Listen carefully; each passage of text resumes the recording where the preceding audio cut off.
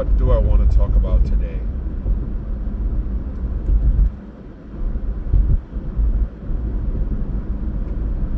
I see a world full of vibrant colors,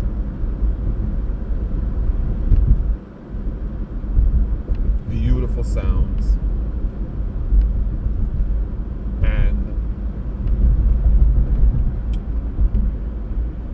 a place where light is magical. I imagine a world where we are our best selves, manifesting, living, speaking, laughing, where our inner glow is so bright we don't need external lights. I imagine a world where you have full range of self-expression, where you get to be the version of yourself where not everything is perfect, but where you are acting in your best interest at all times. I'm advocating for a level of selfishness that modern society has told you is bad. I think self-interest, self-knowledge, self-love, self-attention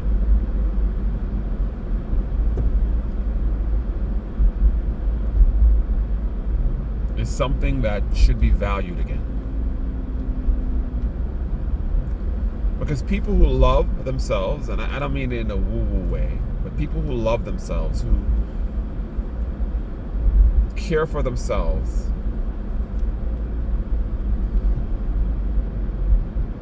they have a tendency to be loving towards others. They have a tendency to have compassion towards others. Now, there is like a narcissistic, everything is about me sense of being, which I'm not advocating. And then there is a, I'm complete in myself. I am whole, or I am on the path to wholeness. And since I am on the path to wholeness, since I am growing and I want for nothing outside externally, obviously we need things to live and survive. We need interaction with other people, but our happiness, our contentment, our joy is not necessarily dependent on the external world. What I find in those moments is that I'm more compassionate, more caring, more loving towards those who are around me. I find that in those moments of perfect oneness with oneself, you start to think about other people's needs, because you're good in yourself and you want them to join you, right? Happiness wants company, right? Have you ever noticed that when you're sad, when you're depressed, when you're despondent, when you feel like you always want to be alone, you want to drink, or you want to smoke, or you want to do something that causes you pleasure but is kind of detrimental to you. But when you're in a good space and you're laughing, you're gregarious, you want to be around people. For the most part, you want to be out in the bright sun. You want to be enjoying the camaraderie of others. I feel it's a rule, and I think the way modern society has dictated to us is that community, group, family, making sure everyone else is around you is okay. And although those aims are good, you lose yourself in that process. And so we have a lot of unhappy, despondent,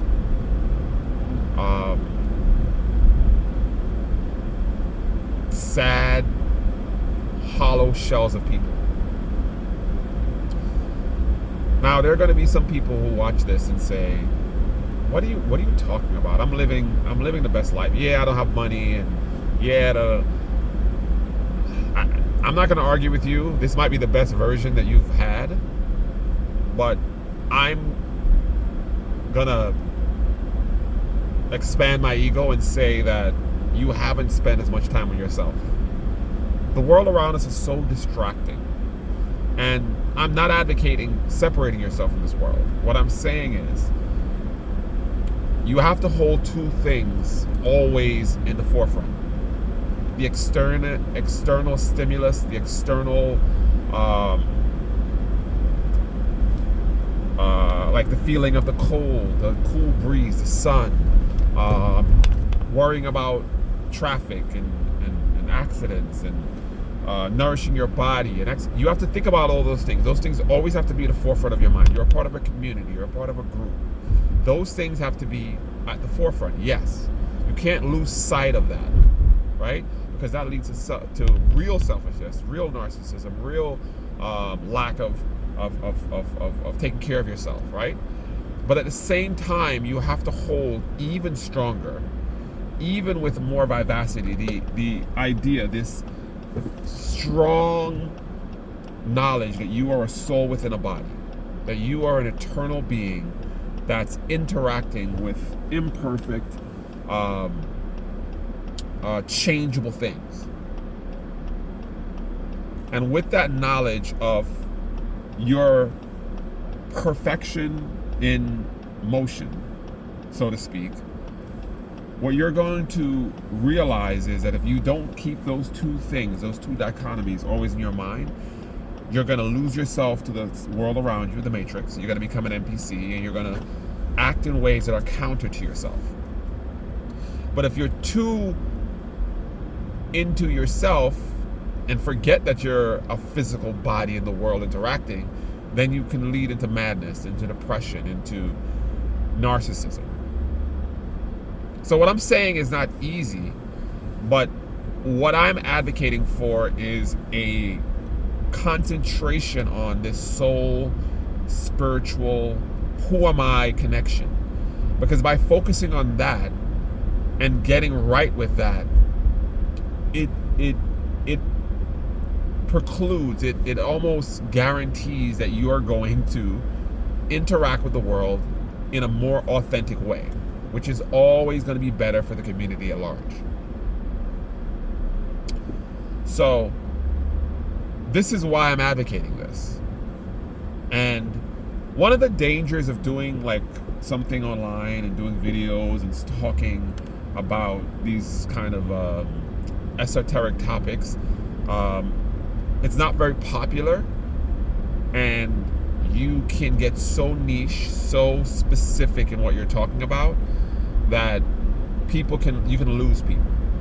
But what I'm advocating at the very simplest basic element is that you need to hold on to yourself, because the world tugs at you. It's such a powerful lure. It's like a drug. And if anyone knows about substance abuse, you don't always feel pleasure from it, but it becomes a habit. It promises you something that it delivers 10% of the time. But that 10% is glorious, right? Have you ever had that memory or moment where everything went well, you were laughing, you and your friends were in this great environment, you had the protection of family, you were loved by that significant other, your job was, you were promoted, everything was going right. Well, to hit that note again, to have that moment of clarity again, you're willing to go through a lot of BS, a lot of shit. But if you try to get that external feeling again, you lose yourself, because you're like, I want to feel that way again. I want to feel that way again. I don't care. I'm just going to keep repeating. Well, when I got that promotion last time, I really felt that high. I'm going to keep working so hard at work, and I'm going to put all my energy in there so that I can keep getting that promotion and I can keep getting that high. Or when she said she loved me and she put her hand through my hair, I got to get that feeling again. All right, last time I did that, I told her I loved her, so I'm going to tell her I love her. Stop. The only thing you control in reality is yourself. When you control yourself, you do control your outside environment. But what I'm saying to you is, it's like controlling the wheel of the car. It's like controlling the remote of the TV. I can't control what the actors on the TV do. I can't control the quality of the show. I can control the remote and put it on stations and on channels and in situations that have been beneficial in the past, but I have to switch the channel when those things no longer hit the way they're supposed to. I don't keep watching it for hours hoping that I'll get that laugh when the show has stopped being funny, or I'll get that emotional high when, you know, season 1 is not the same as season 2 and season 3 is worse than season 2. Do you get what I'm saying? So I'm trying to advocate for a withdrawal from external sources determining what is important to you, and you determining what's important to you. So now I'm going to do a shameless plug. I wrote a book, 5 steps, 5 baby steps, mini steps. It's called 5 baby steps, but these are small, tiny steps towards self-discovery. And I know what you're going to say. I know myself. What are you talking about? You are not 5 or 7 or 15 or 20, whatever the age you were when you decided that this is who you are and I'm going to be this way forever. You're no longer that. You are more mature than then, whatever age you are, and you need to realize who you are now. We have to constantly rediscover ourselves. And I think that's one of the problems that affects a lot of people, is that they are operating on last week's schedule, last year's schedule. They are locked in this system of, this is what worked for me in the past, and I'm going to keep doing it until it continues, it starts to work again the way it was. Rather than saying, this is the new version of myself, this is the new situation, this is the new aspect of myself, and I'm going to step forward with this new version. And what do this new version, glowing flame, this new old soul that is of 2025, what does he or she want? And I need you guys to operate in that space. I was always by myself.